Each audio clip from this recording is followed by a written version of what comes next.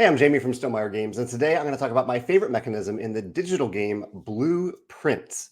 So I'm saying blueprints like a ruler, like someone, the son of a king, but it's also a play on the word blueprints because this is a digital roguelike uh, tile placement game, and it does some really, really cool things. So let me give you a little glimpse of what blueprints looks like here.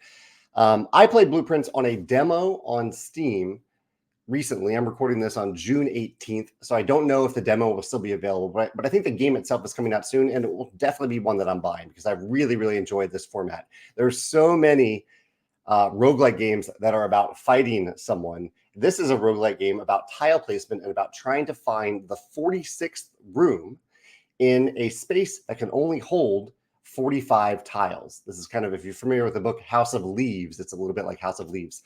You get, at least in the demo version, you get to play over the course of 4 days. And each day you walk into this house through a first-person perspective. You choose a room to walk into, and then you are given 3 different tiles. And you get to choose one of these tiles as the room that you are entering. And then you do this until you run out of steps. You have a limited number of steps. You lose a step whenever you walk into a room, or if you have completely blocked off. So if I the opening room that you walk into has 3 doors, but if I used 3 rooms, kind of like the storeroom here with only 1 entrance, I'd be completely blocked off after just a few turns. So after that happens, then you end the day, and then when you start a new day of the game, the house starts over from scratch. So you don't know what's in the house again. You have to start building the tiles yet again.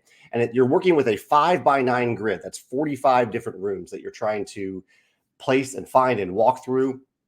And you'll encounter a bunch of, I'll say, barriers along the way. Like there's some locked doors.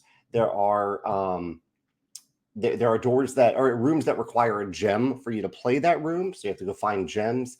You get the keys to unlock some of the locked doors. You can get money in certain rooms. You can use money to buy things.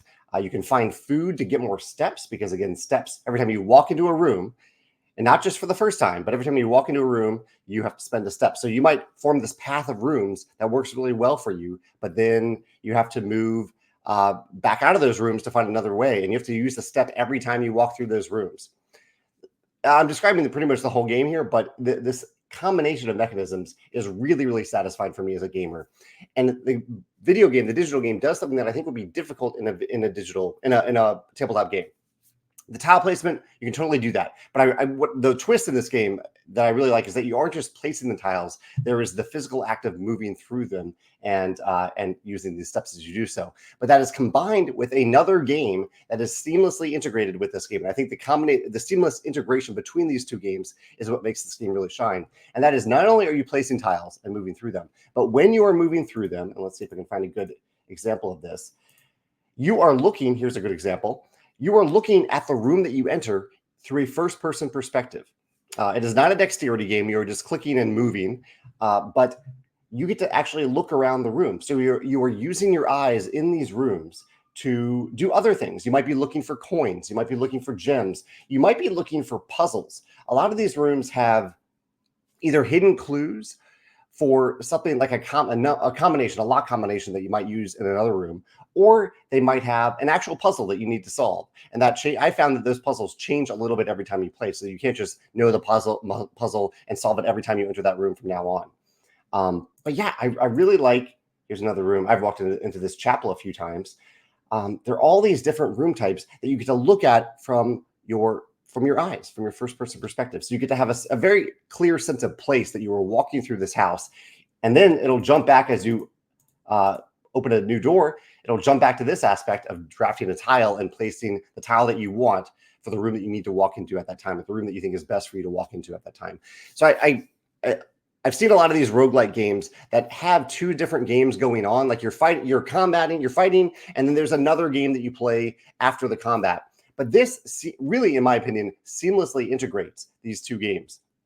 This tile placement movement puzzle with this first-person puzzly element of the game, using your eyes to navigate this world and look around and explore this world through your first-person perspective. I think that was really, really well done in this game, Blueprints. So I had a great time with it. I would highly recommend checking it out if the demo is still available, or if you're watching this in the future and the full game is already out. I recommend it. I will definitely be buying it. And yeah, I recommend the same to you if you enjoy these types of roguelike games that aren't just about fighting and that have a seamless integration between two different games. That's Blueprints. I'd love to hear your thoughts in the comments. If you can think of any other games that remind you of this, whether they're on the tabletop or digital games, let me know in the comments below. Thanks.